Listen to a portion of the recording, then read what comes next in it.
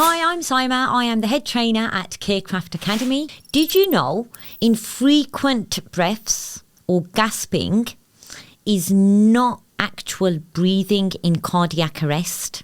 Agonal gasp can be exceptionally misleading. Always check with your emergency responder on the other line, and always check for responsiveness and breathing for a period of 10 seconds. Did you know that an AED will not shock a casualty until it picks up a shockable rhythm? You can't harm anyone by using an AED, and you no longer need to be trained to use an AED. AEDs are made for individuals like us, as support workers and carers working in the health and social care industry. They guide you on what steps to take in a safe and effective manner.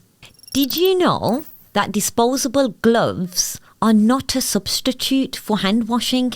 Never mind double gloving. Bacteria and infections can still be transmitted once the glove is removed, or the glove itself might in fact be compromised.